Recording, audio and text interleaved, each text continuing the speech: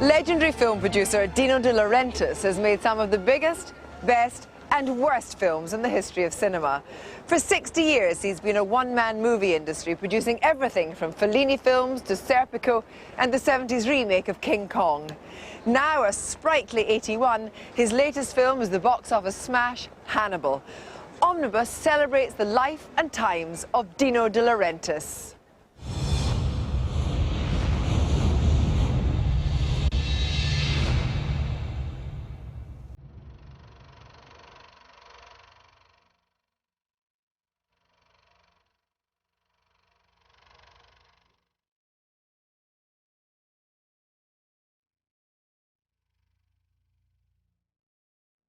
A few months ago I was in Deauville. They gave me, an homage, what you say, tribute. And give me this tribute, they show in the screening to everybody some of the picture I did. And I was very impressed. I say at the end to thank you everybody. I don't believe I did all this movie here. But I did. I'm very proud of what I did. And always I try with my energy to do something from which my dreams come true.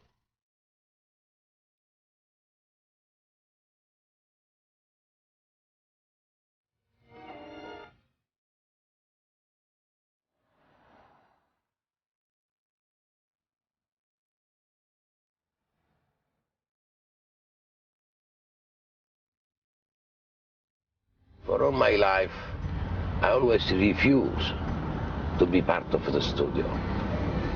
I always want to be independent. And I have to deal with my own responsibility. I have to take my risk. But the reality is, I have to follow my intuition. Wrong or right. And usually in the last 50 years of my life, my intuition was always right. You know, movie industry, in my opinion, is one-man operation. I explain you why. The producer select the story, approve the script, choose the director, then together with the directors make the cast of the movie. Then the producer follow the production day by day, shooting. Then he's in charge of post-production. He's in charge of the marketing. He's in charge of every process of the movie from the beginning to the end. But you know, many producers believe the most important thing in make a movie is money. Nothing's more wrong than that. You need the idea. If you have the right idea, the money comes always to you. And I can prove through all my life. From the Bible to War and Peace, to La Strada, to Serpico, to Tresco, when you have the right idea, the money you find at any place you want.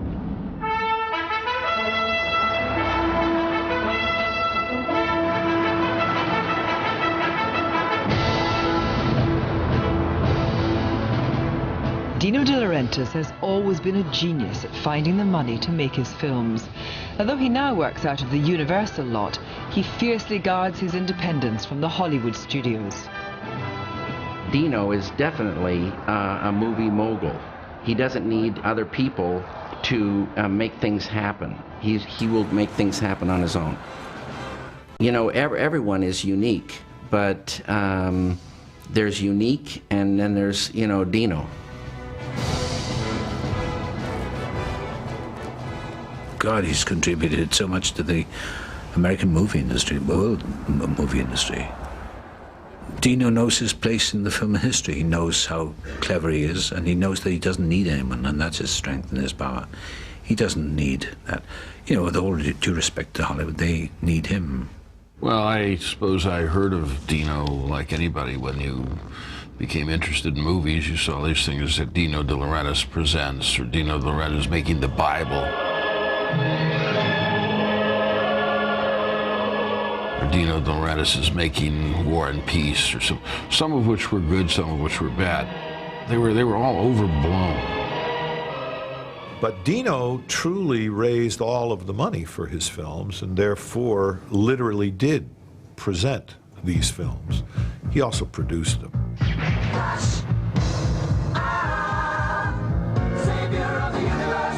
And so he really was an entrepreneur in the best sense of the word.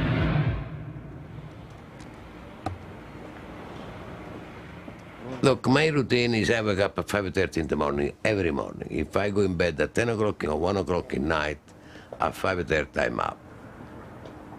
Then I do my 25 minutes, half an hour exercise every morning. Then I shave, I do my shower, breakfast, 7 o'clock I go in the office.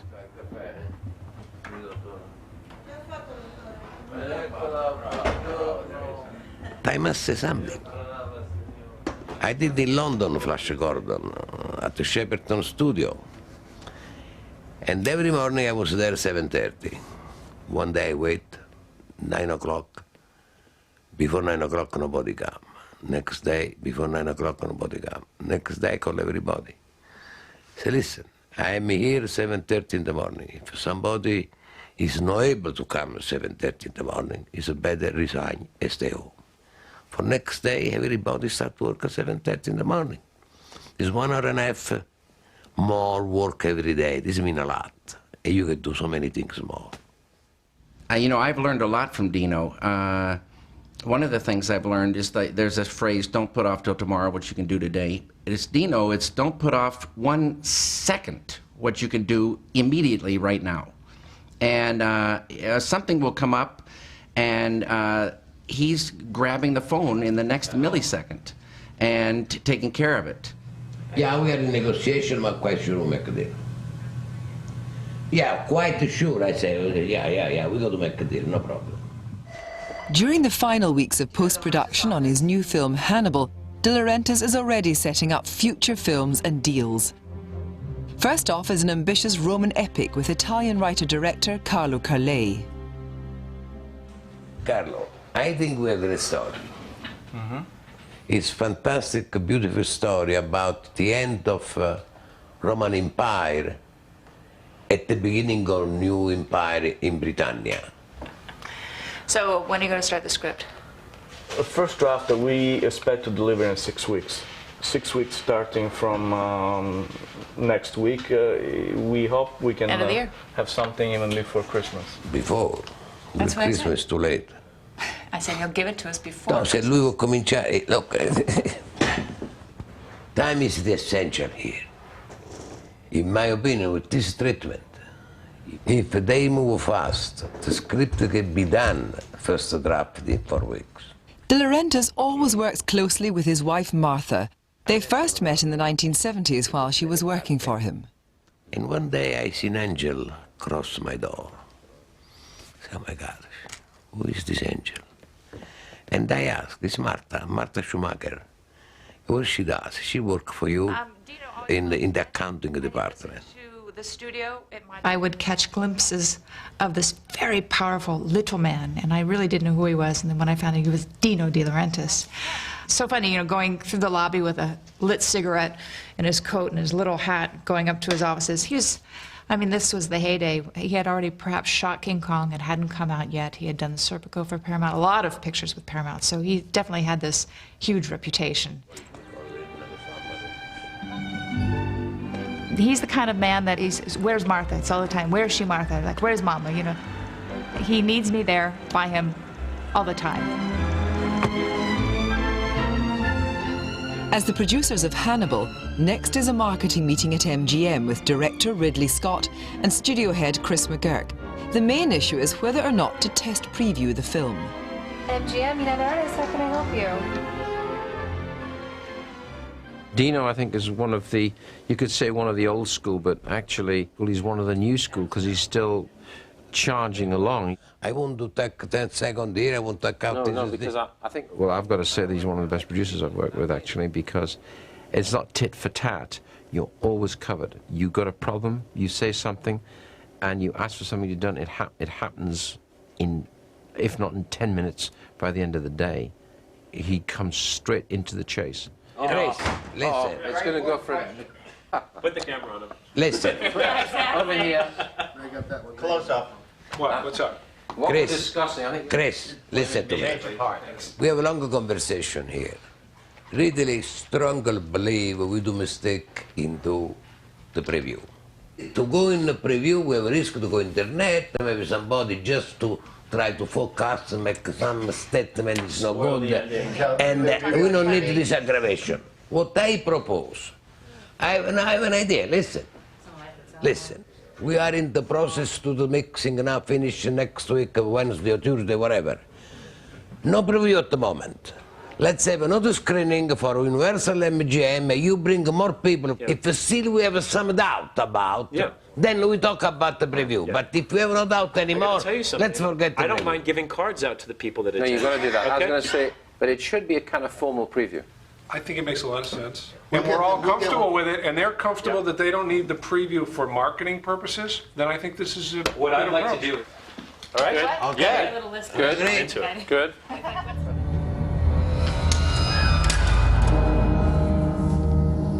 It's your ancestor, Commendatore, hanging beneath these very windows, Francesca de Pazzi. On the related subject, I must confess to you, I'm giving very serious thought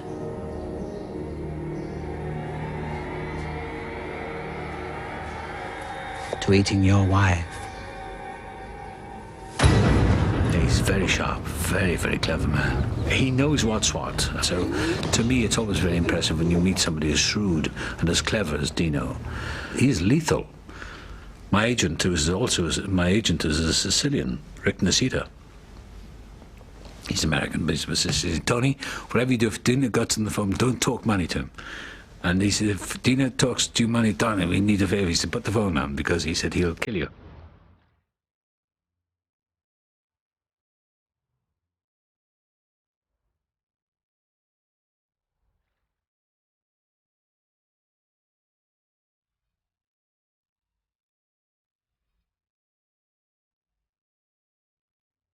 I born in Torre Annunziata, a small town near Naples. In 1919, August 8th, Lion. Agostino De Laurentiis was one of 3 sons in a family of 7 children. He later changed his name to Dino because he wanted something more flamboyant for his chosen career.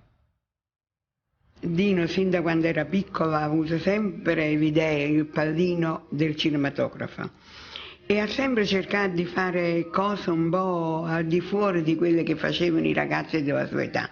Magari uno andava a ballare, lui invece con un cavallo cavalcava per tutto Torre Annunziata facendo il guerriere d'altri tempi. My father have manufactured spaghetti in Torre Annunziata, and I start to work with my father. Helped sell spaghetti at some point. Sell spaghetti mean go around Italy, and I was 14 years old only, around Italy to sell spaghetti. Big quantity of spaghetti, 100 tons, 200 tons, 300 tons.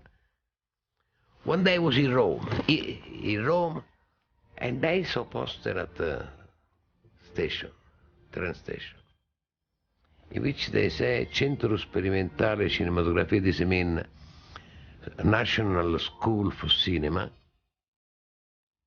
But when I arrived at the school, after a few weeks, I realized I don't want to be in front of the camera, I want to be in the back of the camera.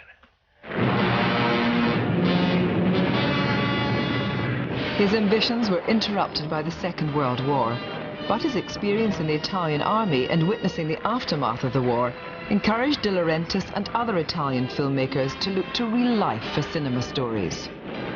Immediately after the war, we are a group of people who want to make a movie, but we have no industry, no financing, no even the film to make a movie, no equipment. We are very poor people, but our fantasy, our imagination, we created this movie put together with a little money. De Laurentiis produced several films in Italy after the war, but it was bitter rice that established him as one of his country's leading producers. Ma non vede che si bagna tutto?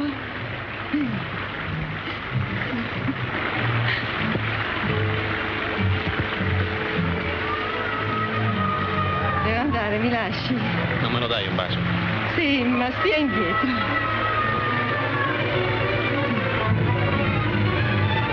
Lasciami andare. The picture was very successful in Italy and very successful in every place in the world, including the United States. Was drama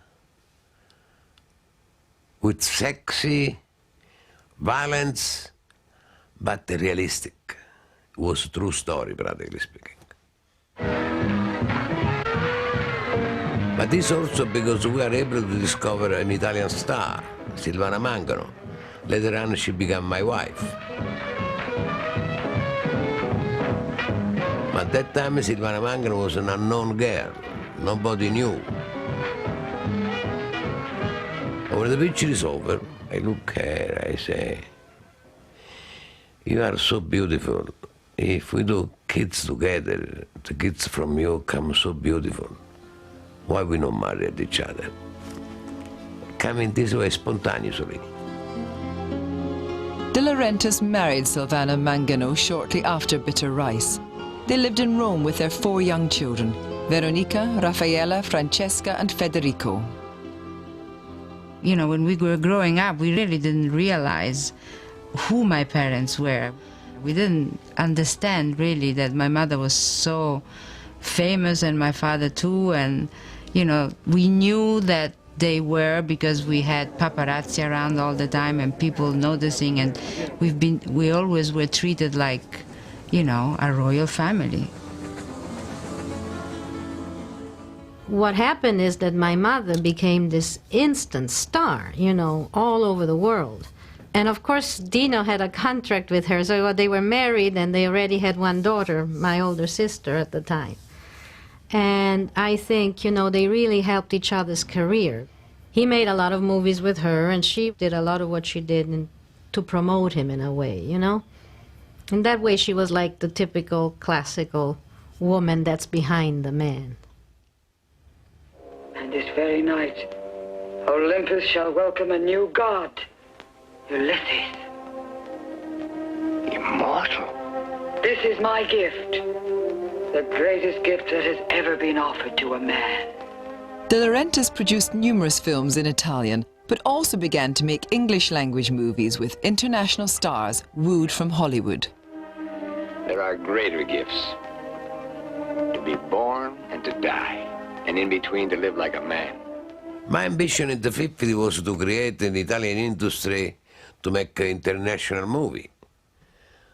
To not do only a movie for the Italian market, but to have exploitation, to have a picture successful in every place in the world, especially in the United States. This was my goal, this was my ambition, this was my dreams. Sì, Mike, stai tranquillo, ti assicuro che il 4 o il 5 febbraio al massimo io sarò a New York con la copia inglese di Barabba, ci puoi contare. I think even back then, he always felt that the Italian world was too small, and that he was always trying to find stories that would translate to other countries. He looked at big books and classic books like War and Peace, international stories with international appeal. You're like this house.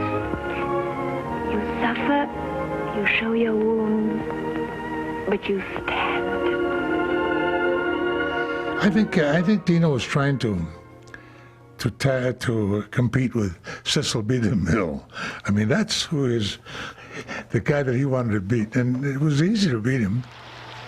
He was reaching for something big, huge.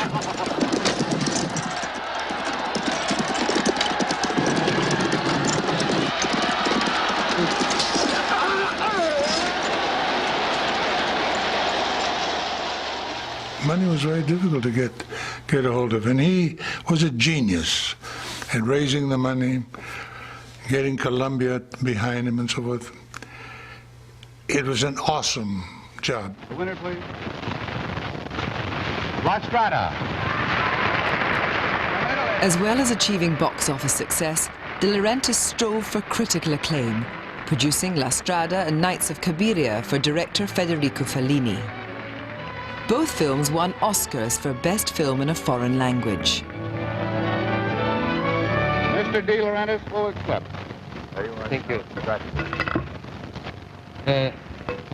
This award belongs to Federico Fellini, is in audience.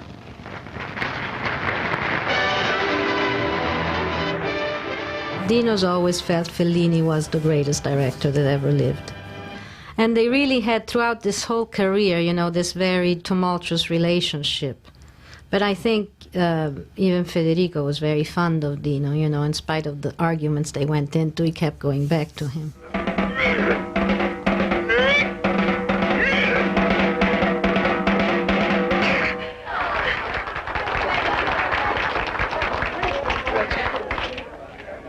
Grazie. E adesso, signore e signori, per la prima volta in questa città andiamo a dare inizio a una nuovissima farsa tutta da ridere. Salute. Salute, capo. Ah, se c'è qualche malato di cuore è meglio che non guardi, perché potrebbe morire dalle risate. E siccome noi lavoriamo per la fabbrica dell'appetito, mia moglie dopo passerà col cappello. Ehi, dai, sbrigati. When I asked Fellini after he showed me the finished movie, he said, Federico, what does a picture mean for you? You don't believe with his answer. He said, Dino, I don't know. I wait to the critics to tell me what is the meaning of this script. I was serious. This was Fellini. Not content with just producing and financing his own films, in 1962, De Laurentiis built a spectacular new movie studio 13 miles southwest of Rome. The 800-acre site reflected his desire to control every aspect of production. Because in making movie, you need the studio. Some story today take you all around, but you still need the studio to do the interior. Studio operation means studio, stage, camera, equipment, sound. If you want to stay in this business, you need the studio. It looks to me as if you're planning a sort of crusade, a sort of assault on every cinema in the world. Do you think this is a just comment? Oh, well, no, I'm building these studios because of the expanding of Italian films, and also to be ready for the economic revolution of common market. You know, today it's impossible you make Italian picture for local market in Italy. It's necessary you make international picture in English language. Sounds like the beginning of another Hollywood, would you say so? Maybe it's possible. I hope so, in any case. I think that his studios at the Pontina were like to show, here I am the biggest producer around, look what I'm gonna give Italy, the best studios that Italy can have. Definitely, I think his ambition was, I want to be number one, I want to be bigger than anybody.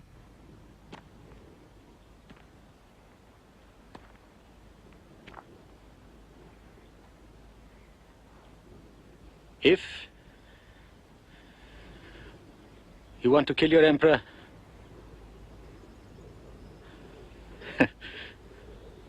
here I am.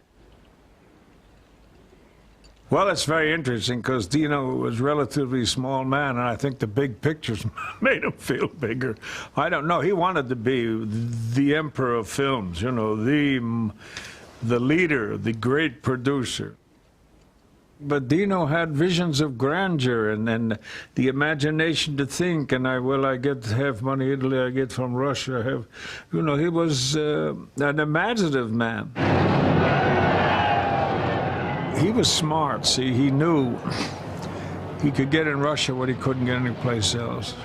We had 5,000 cavalry, actual Cossack cavalry, in period uniform, and 12,000 actual soldiers.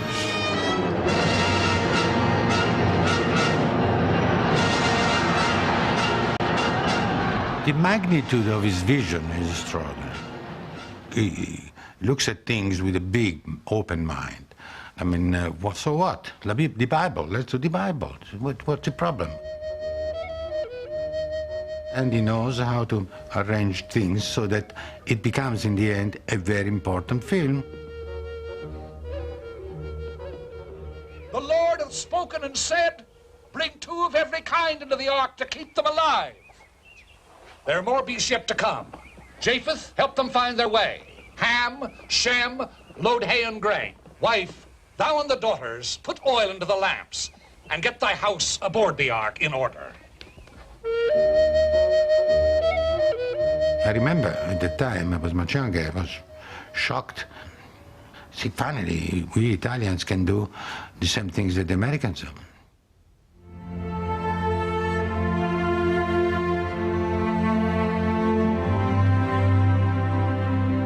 De Laurentiis maintains his Italian roots. He's currently setting up several film projects in Rome. Rome is one of the most beautiful cities in the world. For me, together between Rome, London, and Paris are the 3 major beautiful cities in every place in the world. I prefer Rome because I'm Italian.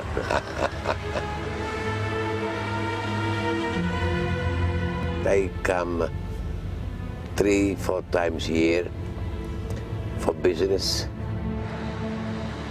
There is a very valuable project which I have been dreaming about, nourishing for 20 years. It's a great film on the Florence Renaissance, with characters like Michelangelo, Leonardo da Vinci, Machiavelli, and so on.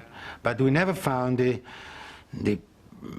brain that understood the values of it and knew how to make it happen. And now I found him with Dino.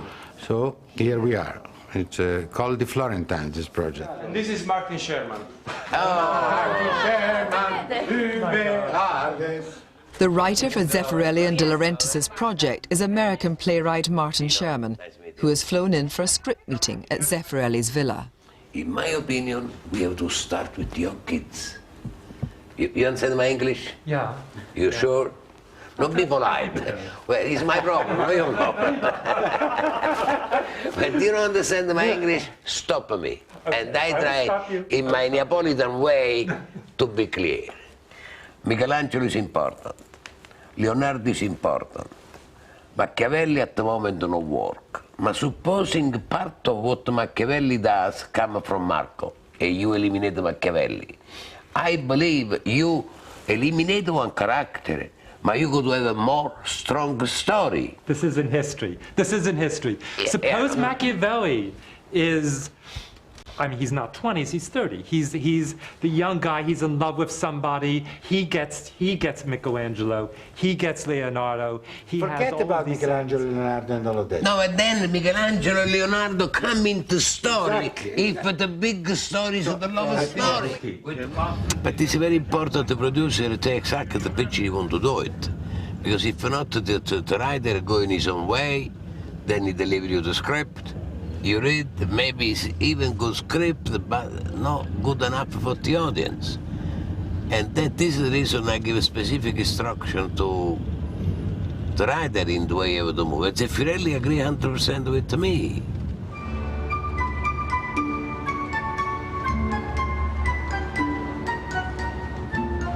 Al momento della sceneggiatura lo vorrei utilizzare Manfredo perché lo può dare per l'inglese. Non per l'inglese.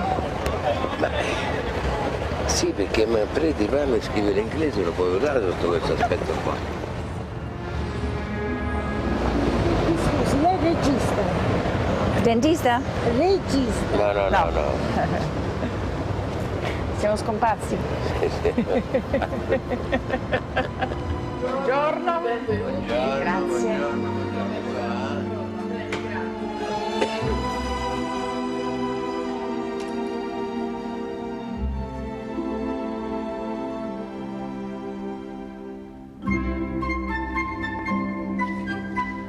Tipo camicia? Rischiamo di accorciare qui. Qualcosa così?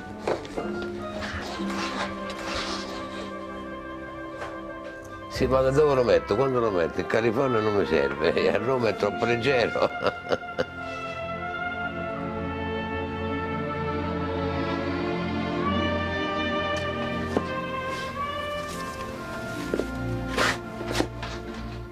E tiri fuori un po' di questi colori qua.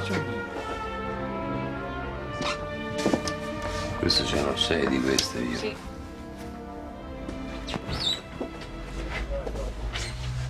Una blu? Sì, una blu, sì, va bene, una blu, sì. Con i bottoni. Sì, mettiamo questo qua. Quante sono allora? Allora, vediamo quanti sono. Sono 1, 2, 3, 4, 5, 6 e 7.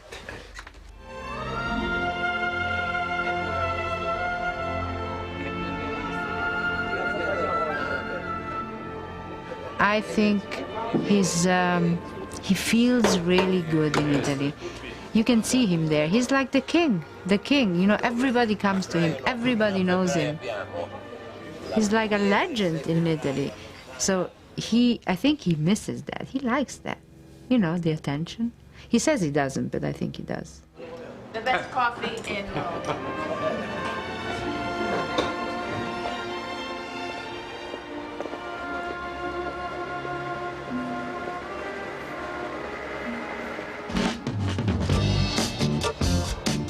Frustrated by Italian bureaucracy and new laws that restricted his use of international stars, De Laurentiis moved his operation to America in 1973. If you want to be #1 in the movie business, you don't stay in Rome, you go to Hollywood. And that's what he did. This is a man that changed his life, moved his family to another completely different country and started all over again.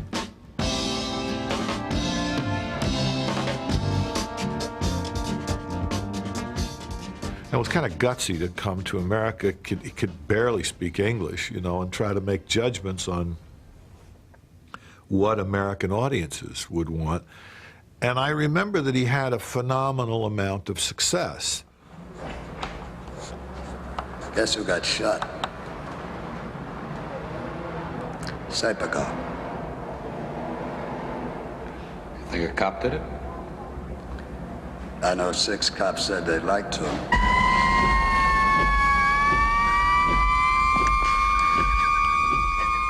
And when I decided to come in the United States to try to see if I can make American movie, I started to look around for story.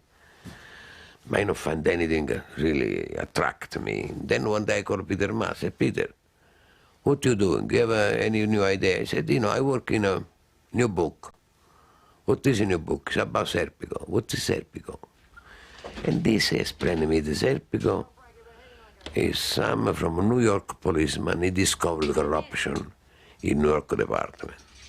All right, get ready to blow up again, because I got another idea. You and your ideas are as full of shit as you are. Right on cue. Right on cue. We could talk to Foreman, Frank, the commissioner of investigation. What? Another guy. We got another guy here. We could even talk to a guy I know in the New York Times. Oh, that's terrific. Go to the Times. Every time I talk to you, Blair, 20 more people know about it. You know safe, that? Frank, it's safe. It's safe! With my ass on the line, it's safe, I got news for you, fella. Your ass is already on Well, the now that's my business, all right? You don't trust me, Frank? I don't trust you. Go fuck yourself. Fuck you. At least after the movie, I say, yes, I think if I'm able to stay in the United States and make American movie. Here's the Jennings in the back. He'll sign for it.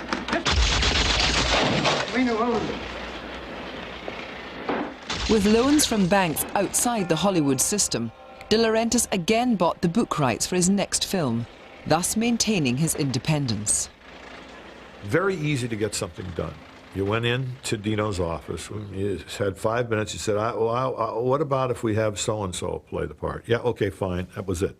That was done. There were no other people to consult. You didn't have to say, you go talk to your board or whatever and give me an answer in a few days. We just got the answer right away. Well, you want a company line? No, I'm in a phone booth. I'm just a block away. I'm in the street. You're in violation of secure communication procedures, Condor. Listen, you son of a bitch, I'm telling you, I came back with lunch and it was raining and the whole house was murdered. Everybody is dead. Right. Has the incident been discovered by anyone outside the company?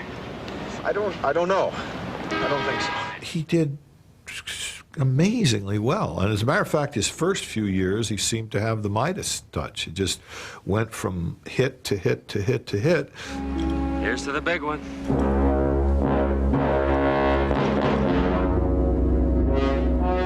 De Laurentiis then embarked on his first fully fledged American blockbuster, a remake of King Kong.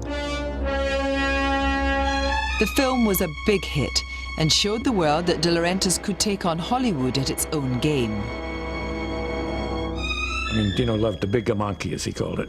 And I thought the idea was just do an appealing worldwide love story, you know, a tragic love story with wonderful spectacle.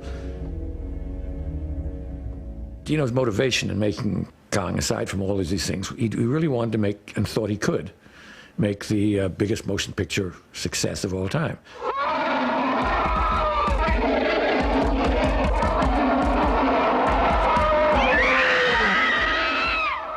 And in fact, we did a nice, good movie. No good like the original, because you never be like the original, you know. But it was very successful all around the world. We make a lot of money.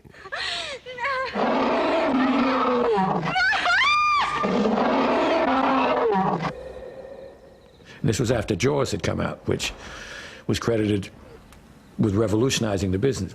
This was making the so-called event movie. I mean, I believe almost everybody to this day says that Jaws started that cycle, which is with us more than ever today. And Dino thought that he could make a bigger event movie. There's no question that that was an important motivation of his, to beat Jaws. He's so fantastic in the way he acted, with his eyes, with all his face. I already suggested 2 months ago, Kong must have an Academy nomination for one of the best actors of the year. He was like a showman, like a real P.T. Barnum, you know, somebody who said, here's what the world wants. Let me go find it and try to give it to them. This was Dino as showman, everything he dreamed about himself. He would show the world with this movie. It would be the biggest event of every time, and he absolutely was basking in that he was just absolutely adoring it. Probably of all the movies, the one where he most let it all go as a Dino De Laurentiis production, as a showman, and it was all his. All his. He was, you know, a person who was moved, as Teddy Roosevelt says, by the great enthusiasms. He'd say, I'm going to do a Flash Gordon. It's going to be incredible. All of the universe is going to be in colors you've never seen. And Flash Gordon, the spaceship on the planet Mongo. And he had this vision of what this would be. Of course, it's never going to come out like that. On topside! And sometimes the results are just disastrous.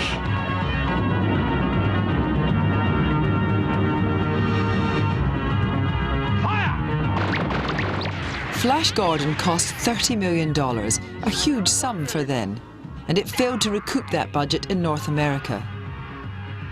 This followed hard on the heels of other box office failures like Orca the Whale and Hurricane, and prompted questions in Hollywood about De Laurentiis' financial practices. Dino has been an envy of other producers, because even after some spectacular flops, he's been able to go right on and make another movie without apparently worrying about the money. And naturally, this being America and he being Italian, that leads people to say, oh, there must be mafia money or some kind of racketeering money behind it.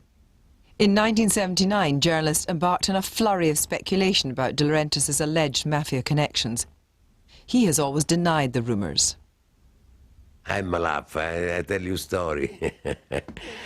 Many years ago, was a lady, nice, beautiful lady, from a magazine, I don't remember even the title now.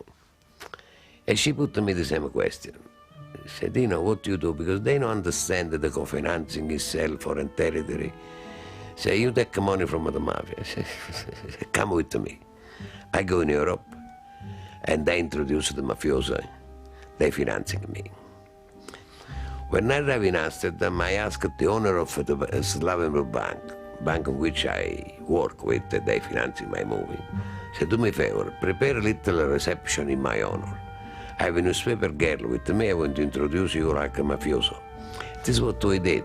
I said, Mary, these are my mafiosi people. It's a joke, you know. What I can say? I really don't think so. I think he he would be too scared to put everything in jeopardy because of it, you know. If you are part of the mafia, you're gonna pay for it sooner or later in your business or in your life. And I don't think that he would take that chance. Look, I know from where the rumor about the mafia come. I have to go back in the past a little bit. In 1960, when I did important picture like War and Peace, in which I received 50% of the budget for the American domestic distribution, I invented for the first time, sell picture territory by territory, France, Germany, England, Japan, Latin America, and so on. When I arrived in the United States, started to picture like Serpico, 3 Days of a Condor, King Kong, I used the same financing situation. Domestic deal, 50% of the budget, 50% come from independent distributors around the world. People at that time they don't know anything about. And they start to rumor from where did they take the money to co-financing 50% for each important movie. And the rumors start to say, jealous people start to say, from mafia. In 1981, Silvana Mangano and Dino De Laurentiis also had to deal with the death of their only son, Federico.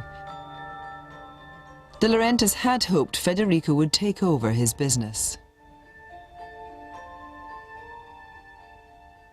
We have 4 kids.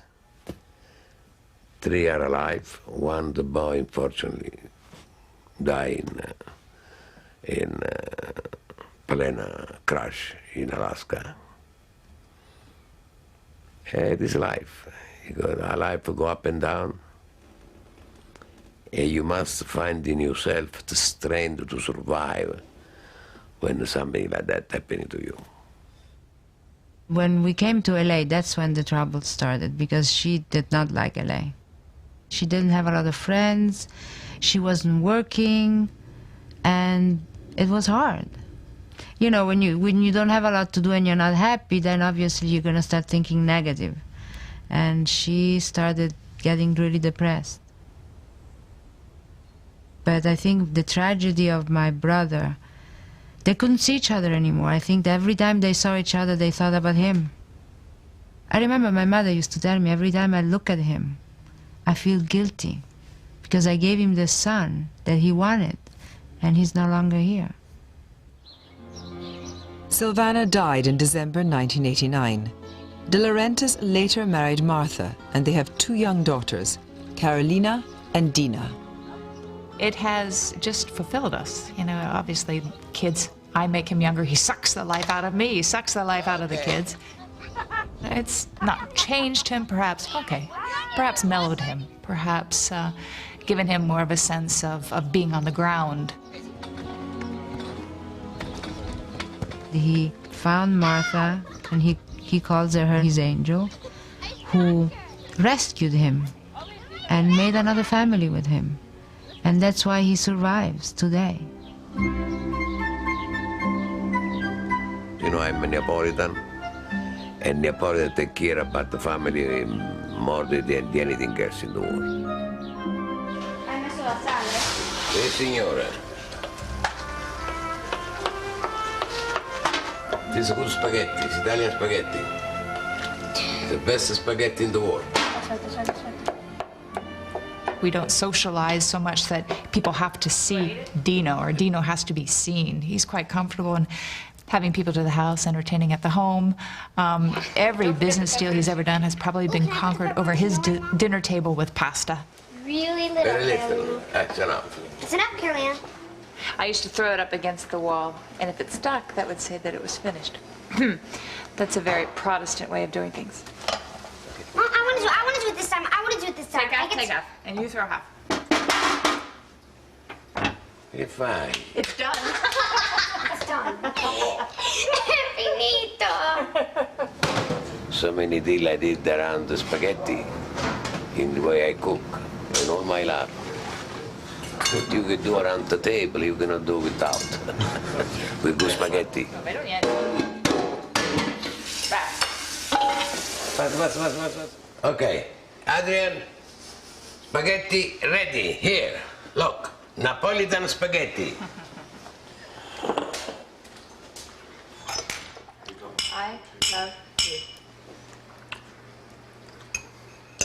Dino was as tough as you could ever get. But the difference between being tough and today they'd be very tough because they're all scared and they're small. But Dino was big. He'd confront you. He had total confidence in himself. You know, he just had that killer instinct. For me, the way I work, I'm very straight. I'm not Machiavellic. I tell very clear to the director in the way the picture have to be done. If we disagree, goodbye, I go with somebody else. If we agree, we make the picture together.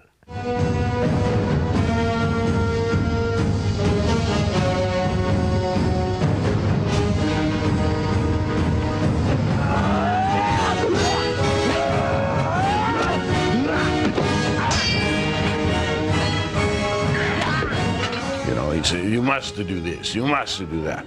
And I just wouldn't listen. I'd just go do what I wanted, you know. And most of the time I'd get away with it. But he'd always try and catch me. He'd always try and find me doing something wrong so he could have something over me, you know, so that he could threaten me with that or something like that. Then he'd tell everybody else he was going to threaten to fire me and stuff. And he was ruthless. John loves fighting. He just likes to challenge any authority figure around him. It's just the style he has. And of course, Dino loves it too. And now the two of them are like fighting every day. You know, it's like the typical who's got the bigger dick thing. Can you say that on television? Yeah, well, that's what was going on every day on Conan.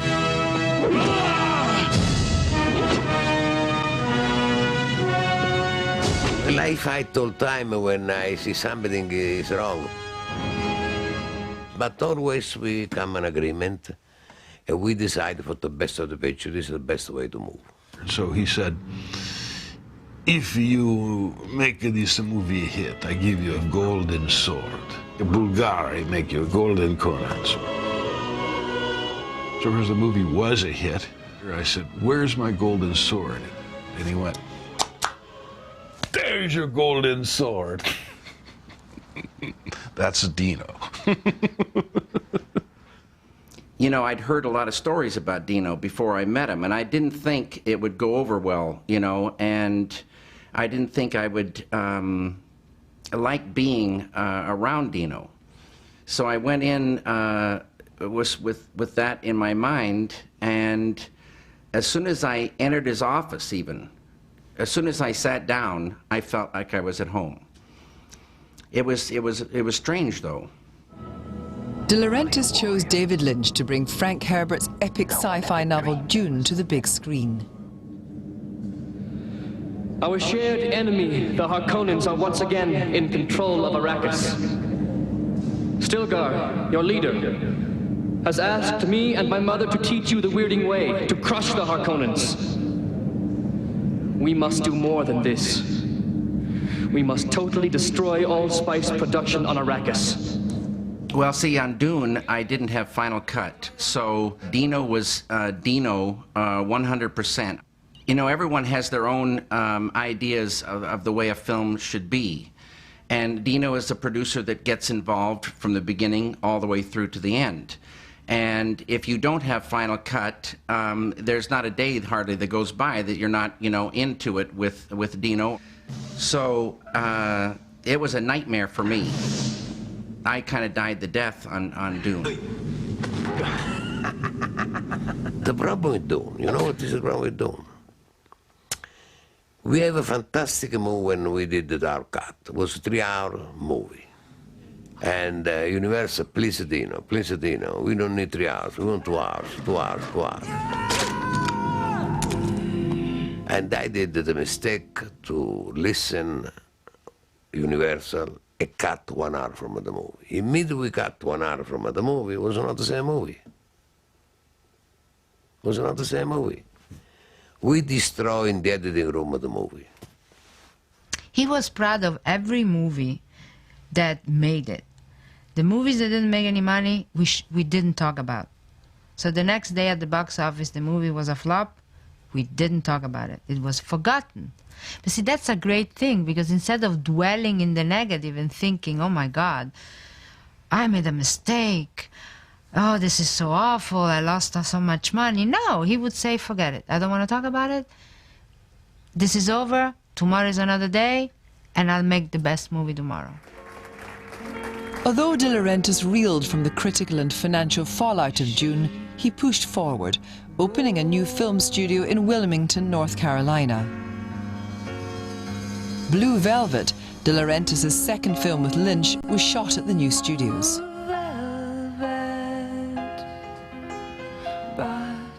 After Dune, he asked me if I had any ideas or anything I wanted to do, and I said I wanted to do Blue Velvet. And he asked me if I owned it, and I said yeah. But I didn't know it, but I didn't own it. There's another example of Dino grabbing the phone, calling the head of Warner Brothers, and in about 3 minutes buying Blue Velvet from Warner Brothers. And that's how it started. And then he said, if I cut my salary in half, cut the budget in half, I've got final cut. It was a beautiful experience, and Dino did pour more money into it, and you know, it got finished, and it turned out to be okay. Huh? Feel it. Huh? You like that? Hold him tight for me.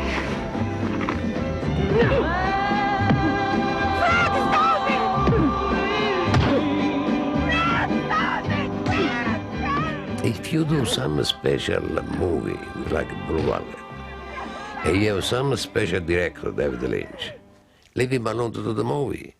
It's not King Kong Blue Velvet, in which I get say here and there. Blue Velvet, you must leave alone creative guy like David Lynch to do what he believes is the best of the picture. The De Laurentiis Entertainment Group, with its distinctive lion logo, then went public. DEG made some successful films, but the majority failed to cover their production costs. Films like King Kong Lives and Raw Deal sent the company spiraling into receivership. I don't think Dino is suited for that kind of structure, like the structure of a public held corporation, because he's too passionate and he's too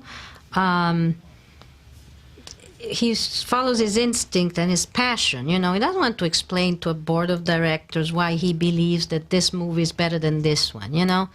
So I think the whole idea of a public company is not something that really suits his character.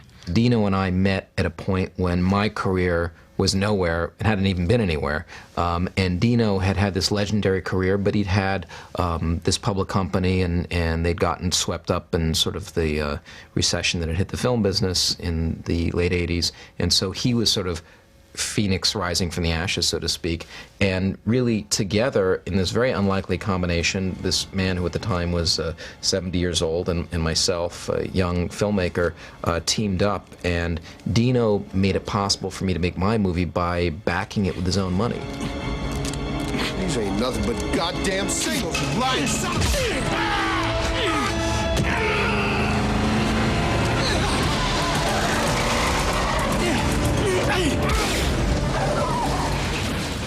When I discovered Jonathan Astow, first-time director, we did the script.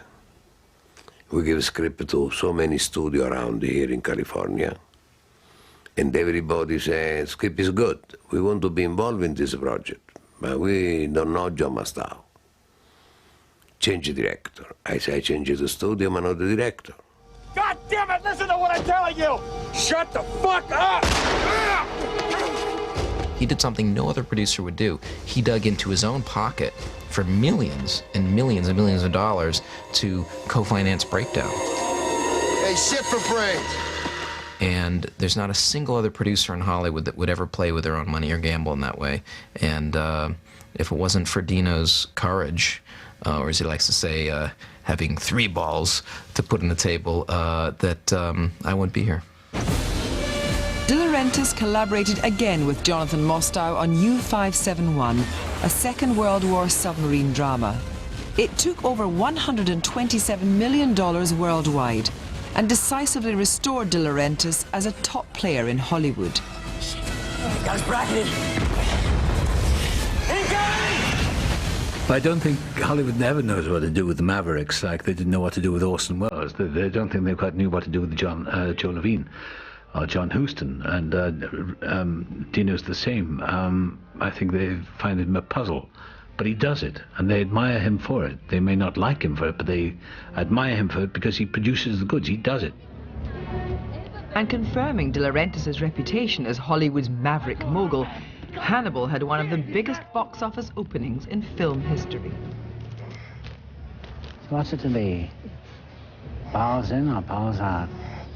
I feel this. Are you confused? I'll decide for you if you'll permit me. Ciao.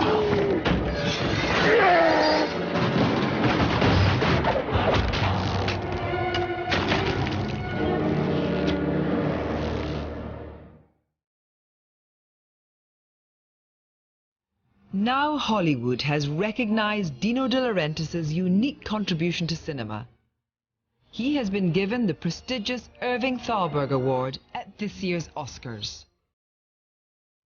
Well, it's a big honor to me. You know, before this award they give it to people like Steven Spielberg, Hitchcock, Ingmar Bergman. I'm the first Italian to receive this honor. This is the beauty of America. America is a great country, great democracy. They don't care if you come from Italy, if you are independent or not. They try to give the award to the people they are entitled to. Gigi, give me a jacket, please.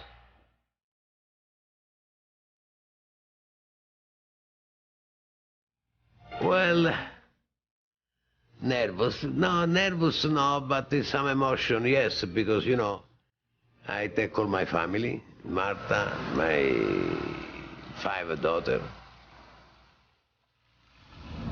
Irving G. Thalberg, or is it called Irving G. Thalberg? Yeah.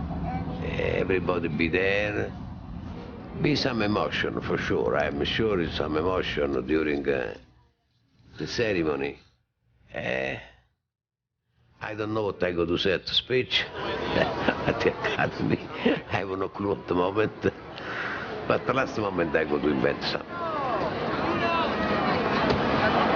Dino! Signor De Laurentiis! Per la Rai, signor De Laurentiis! Ciao!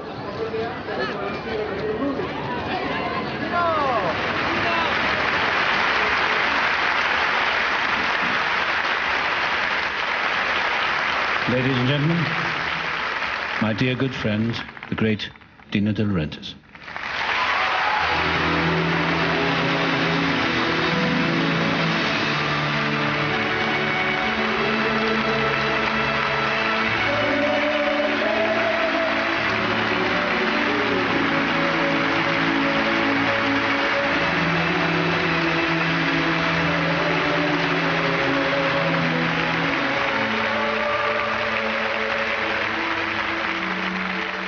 I want to say something to the big studio.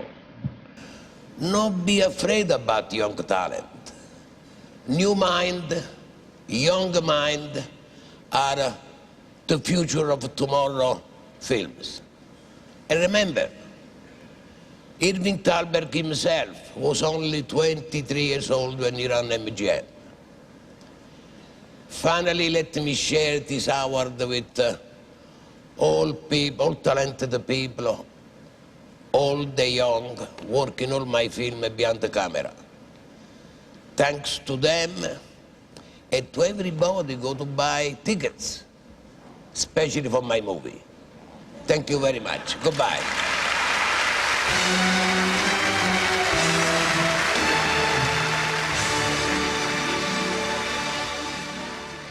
In Neapolitan way, when you ask people of my age how old you are, they don't say how old they are. They say, no worry, I still have a 3C.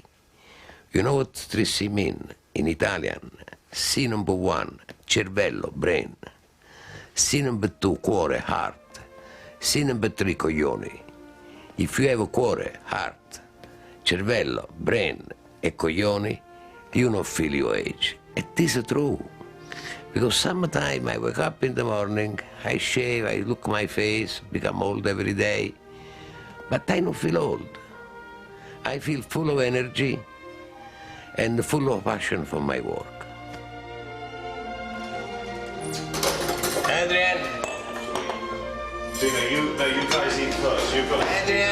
Okay, no. Benton in ER in an hour. But first on E4, the ex-girlfriend is looking extremely dangerous for Ally McBeal. Previously on Ally McBeal. I have a son. Why didn't you tell me this before? Because I'm ashamed. Well, where is he? He's in Detroit with his mother. I just thought I'd surprise you. So you're from out of town? Detroit. Detroit. So you must be... Sam's mom. Ah, yeah. Murder. She drove over her boyfriend. What's the defense? Bad tires? She suffers from Tourette's syndrome. Splat! John, she likes you. Do you like her? With her syndrome, poop, and perhaps mine, that would be a very dangerous combination. I think she gets you. I know I come with a few quirks. I would love to go out with you. I still love you. I know you still love me. She wants to be a family again. What did you say? I agreed. If there's any way we could work it out, we should work it out. I didn't think there was, anyway, since I was so totally in love with somebody else. You